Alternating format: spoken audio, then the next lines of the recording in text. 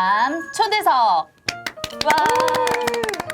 나이 들수록 우리가 인간관계가 되게 좁아지고 만나는 사람들이 굉장히 비슷해지거든요. 근데 마음 초대석을 통해서 다양한 분야에 있는 다양한 생각을 가진 분들을 많이 접하면서 너무너무 한 주 한 주 활력을 찾고 있거든요. 그래서 너무 기대되는데 오늘은 어떤 분이시죠? 조민영 그림책 심리지도사 선생님을 모셨습니다. 우와, 안녕하세요. 선생님 안녕하세요. 반갑습니다. 반갑습니다. 조민영입니다. 네, 선생님 제가 그림책 심리지도사라고 말했는데 뭐지? 하는 분들이 있을 것 같아요. 조금 자세하게 본인 소개를 좀 해주실 수 있을까요? 제가 하는 일은 크게 보면 독서 치유라는 작업이에요. 그러니까 독서를 통해서 책을 매개로 해서 사람들의 심리를 읽어내고 그 읽어낸 심리를 가지고 자기가 갖고 있는 여러 문제들을 이렇게 같이 얘기할 수 있게 해주는 사람, 그림책 심리 지도사는 그 독서 치유에 사용되는 책을 특별히 그림책으로 주로 쓰는 사람이기도 합니다. 저희가 오늘 수업을 좀 배워보는 컨셉으로 그렇죠. 하려고 합니다. 어떠세요? 저희 가르쳐 주실 수 있을까요? 가르친다기보다는 네. 살짝 마음 한번 들여다보는 시간? 제가 오늘 가져온 네. 간단한 심리 검사를 할 수 있는 건데요. 이 검사, 간단한 그림 검사의 제목은 빗속의 사람 검사예요. 여러분은 지금 비가 내리고 있고 네. 거기에 사람이 한 명 있는 모습을 그려주시면 돼요. 네. 조건은 그게 다예요. 그냥 비가 내리고 있고 거기 사람이 한 명 있어요.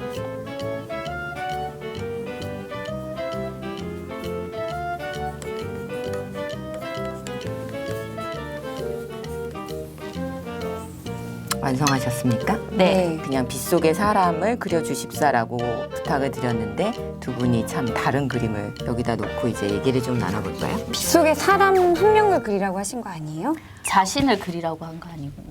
제가 이 검사할 때 드리는 그 지시사항은 똑같아요. 그렇게만 말씀을 드리면 어떤 분은 여러 명을 같이 그리고 어떤 분은 한 분을 그리고 그래서 여러분이 하신 빗속의 검사가 무슨 검사냐면 사실은 스트레스 검사입니다. 아. 지금 내가 얼마나 많은 스트레스를 받고 있느냐에 네. 대한 걸 알아보는 그림이에요. 비가 나의 스트레스를 의미해요. 실제로 비의 양, 비가 얼마나 많이 내리고 있느냐. 그 다음에 비의 질, 비가 얼마나 비의 질이라는 게 비의 강도, 얼마나 세게 많이 내리고 있느냐.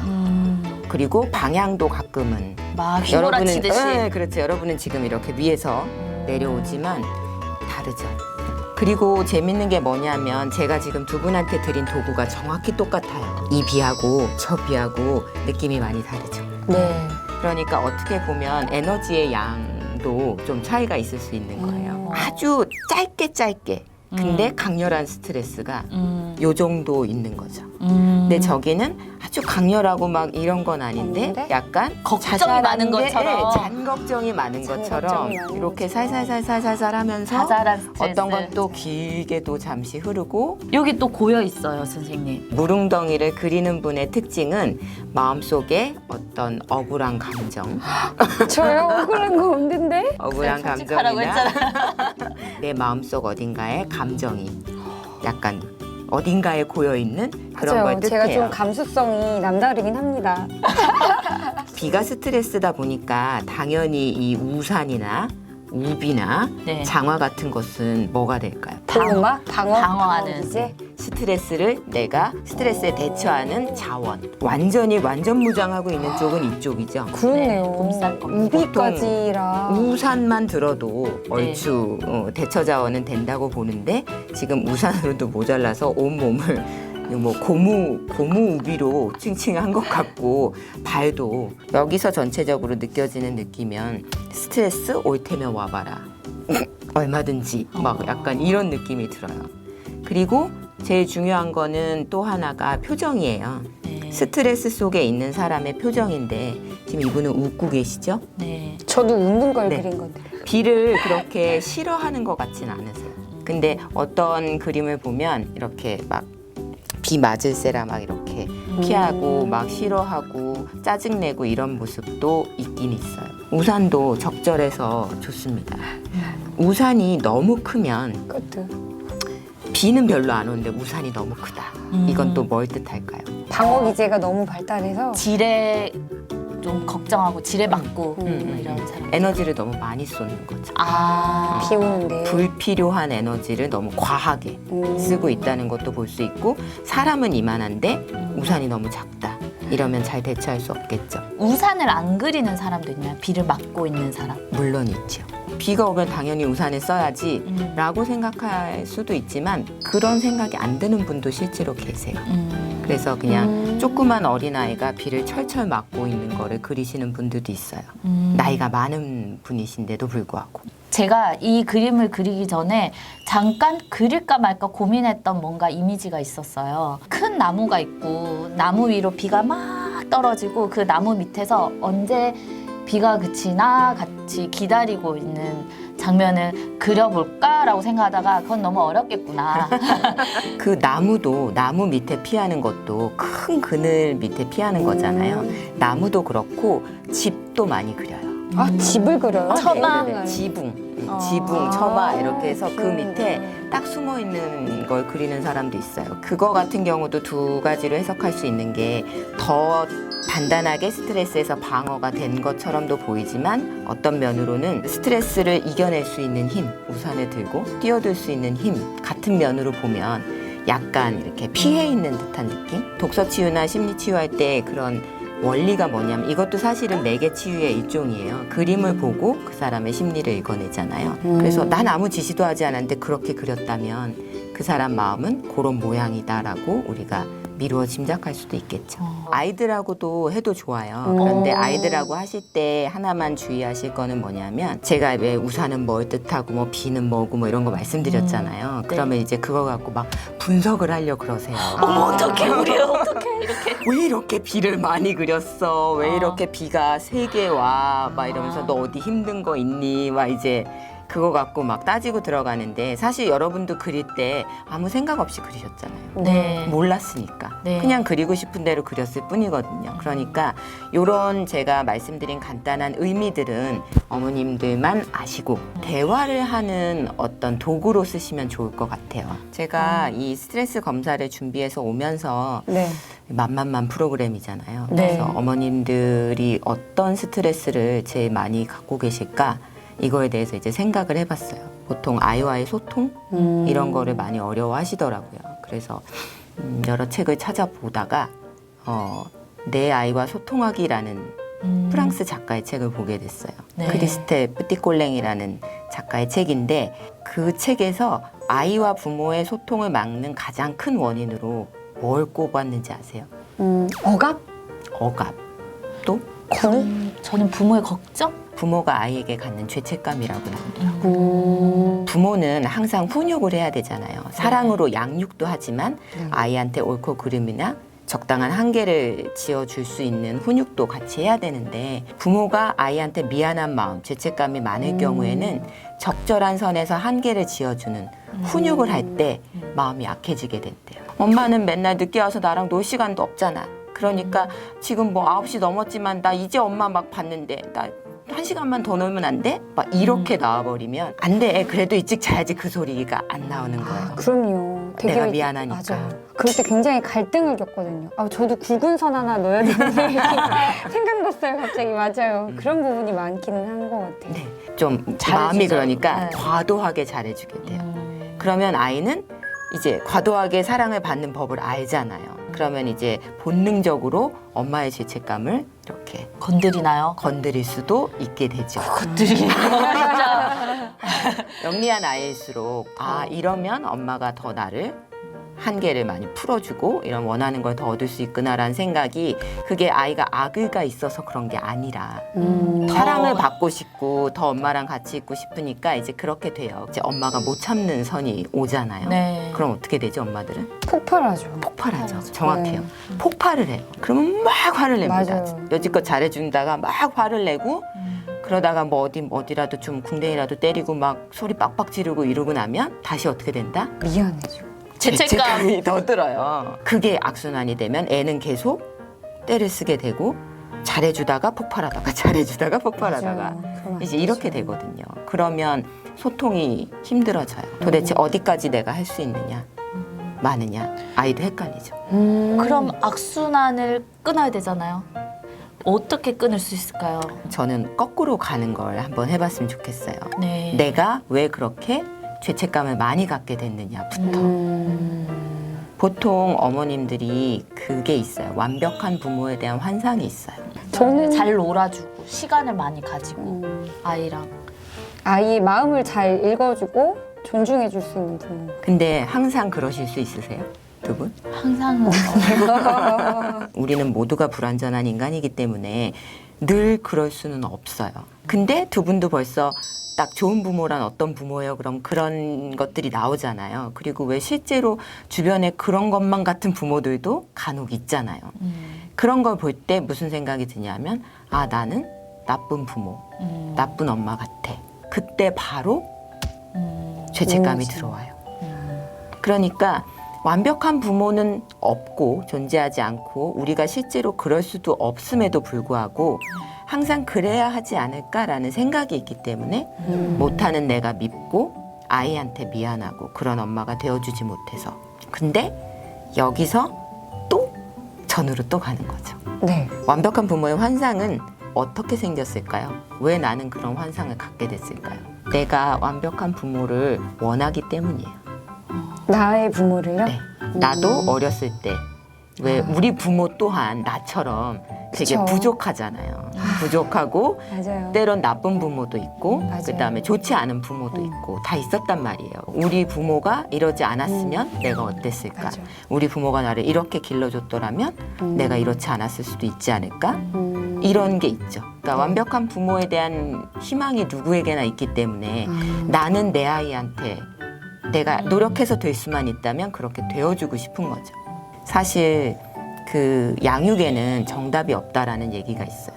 네. 보통 이론을 배우면 실전에 나가서 이렇게 써먹는데 이론이 제일 안 먹히는 분야가 부모래요. 그럴 것 같아요. 왜냐하면 분명히 이렇게 하면 된다 그랬는데 내 아이한테는 안 먹히거든요. 돼. 네. 그리고 저 집 애한테는 잘 통하는 기가 막힌 방법이 우리한테는 안 먹히거든요. 어쩌면은 조금 내 스스로 우리 부모님을 조금 용서하고 이해하는 그런 자세가 먼저 필요할 수도 있다라는 생각을 들어요. 저도 저희 부모님에 대한 불만으로 좀 고민을 했던 시기가 있었는데 이제 나이가 들고 부모님이 이제 연세가 많아지면서 그거를 내려놓은 순간이 있었어요. 그냥 너무 싫은 점이 있는데 그냥 그래도 우리 엄마니까 우리 아빠니까라고 딱 받아들여 놓고 보니까 내 자식도 내 맘대로 크지는 않잖아요. 100점짜리 자식이 될 수 없는 걸 알면서도 우리는 인정하고 사랑하는 것처럼 부모도 100점일 수는 없을 것 같아요. 스스로도 조금 그래 이게 나야 있는 그대로 노력은 하겠지만 어쩔 수 없는 부분은 조금 안고 가야 되는 부분도 있을 것 같아요. 나이가 들면서 저절로 그렇게 되죠. 네, 내가 그런 것 해보니까 같아요. 아는 맞아요. 것도 있고. 근데 결혼을 하시고 나면 이해가 다 되고 더 너그러워지시던가요? 저는 좀 이해되는 부분이 있었어요. 제가 머리를 저희 엄마가 잘 못 묶어줬었어요. 근데 그게 늘 불만이었거든요. 근데 제가 막상 딸을 낳는데 너무 힘들더라고요. 머리 잘 묶어주고 정말 이렇게 깔끔하게 모든 게 이렇게 딱 완벽하게 준비되는 이런 아이를 이렇게 케어해가지고 보내고 싶었는데 안 되더라고요. 잘. 그런 부분을 경험을 하면서 아 그렇다고 해서 엄마가 나를 사랑 안 하는 것도 아니고 뭔가 다른 방식의 그런 사랑의 방법인 거구나라는 생각도 하고 그런 걸 많이 깨닫기는 했거든요. 그래서 부모랑 심리적으로 독립하는 게 사실은 아이를 기를 때 제일 중요한 부분이에요. 엄마들한테는. 이런 마음 먹을 수 있어요. 난 절대 우리 엄마처럼 내 아이를 그렇게 기르지 않겠어. 라고 생각을 하면 엄마처럼 하지 않으려고 애를 많이 쓰는데 사실은 엄마도 그 당시에 최선이었던 거거든요. 엄마의 상황에서는 그걸 최선을 다해 한 건데 여건이 너무 힘들다 보니 줄 수 있는 사랑이 에너지가 그것뿐이어서 그렇게 됐던 거거든요. 그런데 지금 내 상황도 거의 비슷하잖아요. 네. 근데 이제 난 엄마처럼 안 하고 절대 그렇게 안 하고 애들한테 잘해줄 거야 라는 생각을 하게 되면 내가 그렇게 못 해줬을 때 너무 내가 또 심리적으로 두 번 상처를 받는 거예요. 너무 완벽했던 부모 밑에서 큰 사람도 힘들 수 있어요. 그것만큼 못 해주니까 네. 나는 받았는데. 그렇죠. 그렇게 되면 아, 난 왜 이걸 못할까라는 죄책감이 또 들어오잖아요. 그래서 중요한 게 부모와의 심리적 분리예요. 엄마는 엄마고 나는 나고 또 나는 나고 네, 우리 아이는 애는 우리 애고. 그러니까 방법은 세상에 우리가 통할 수 있는 방법은 어쩌면 하나밖에 없는 거예요. 모든 부모와 모든 아이가 통할 수 있는 방법이 있는 게 아니라 이 세상에 하나뿐인 나, 이 세상에 하나뿐인 내 아이. 우리 둘만이 찾아가는 그런 방법을 우리가 발견해야 되는 거죠. 방금 말씀하신 그 내용을 희곡으로 쓴 작품이 있어요. 프랑스 극작가 조에 폼무라라는 사람이 쓴 희곡집이에요. 이 아이는 내게 힘을 줄 거야. 우리 부모한테 내가 그들이 생각하고 있는 그런 딸이 아니라는 걸 보여줄 거야. 엄마가 날 믿어주지 않았던 게 잘못이었다는 걸 보여줄 거야. 내 아이는 내 아이가 되는 걸 자랑스러워할 거야. 내 아이는 행복한 아이가 될 거야. 얘는 부족한 게 없을 거야. 필요한 걸 다 가지게 될 거야. 난 내 아이가 슬프게 놔두지 않을 거니까. 어느 날 저녁 엄마를 우리 집에 초대할 거야. 엄마가 나에 대해 얼마나 잘못 생각했는지 깨닫게 해주기 위해. 엄마는 자기가 아이들한테 한 것보다 내가 더 잘할 수 있다는 걸 보고는 참을 수가 없을 거야. 그러면 난 정말 행복할 거야. 얘는 꼭 행복해야 해. 꼭 그래야만 해. 이게 임신 8개월 된 여성이 자기 네. 남편한테 하는 독백이에요. 어우, 근데 소름 끼치네요, 이거.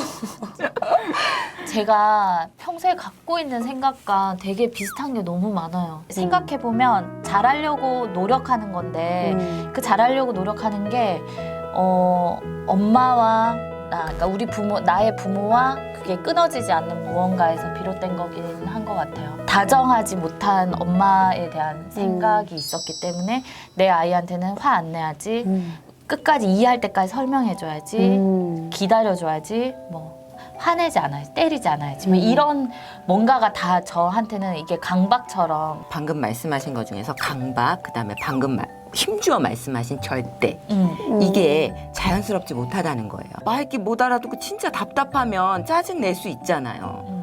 화도 낼 수 있잖아요.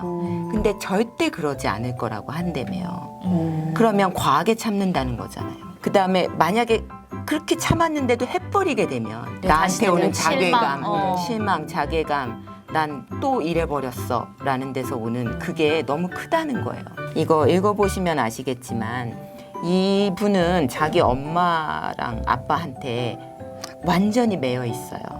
그러니까 내 아이를 키우는 거가 어떻게 보면 부모한테 복수하기 위해서, 부모가 나를 잘못 봤다, 내가 얼마나 훌륭한 애인지 모르니까 내가 보여주겠다. 근데 이 마음으로 아이를 낳으면 그 아이한테 뭐가 또 가죠? 얘는 아무 맥락 없이 그냥 딱 태어났을 뿐인데 사실은 여기서 풀리지 않는 갈등을 아이한테로까지 대물림이 되는 거죠. 그래서 부모가 할 수 있는 최고의 것, 부모가 아이에게 줄 수 있는 최고의 유산이 10억을 남겨주고 뭐 좋은 집을 몇 천만 원짜리 뭘 남겨주고 뭐 이런 게 아니라 내가 내 부모와 해결하지 못했던 문제들을 내 선에서 해결하고 내 대에서 끝내고 아이한테는 그걸 연결해주지 않는 것. 그래서 말이나 행동을 하거나 내가 어떤 대처를 할 때에 내가 아직도 부모님의 영향 속에서 어떤 말을 하고 행동을 하고 있구나 라는 걸 알게 되면, 인지만 하게 되더라도 아차 싶어서 10마디 막 쏟을 게 좀 줄겠죠. 저희 둘의 심리에 대해서 또 얘기를 해주셨고 육아맘들을 위해서 또 좋은 얘기 많이 해주셔가지고 저희가 좀 울다 와야 될 것 같아요. 먼저 선생님 나와주셔서 오늘 너무 감사하고요. 네. 우리 2부에서 만나는 걸로 하고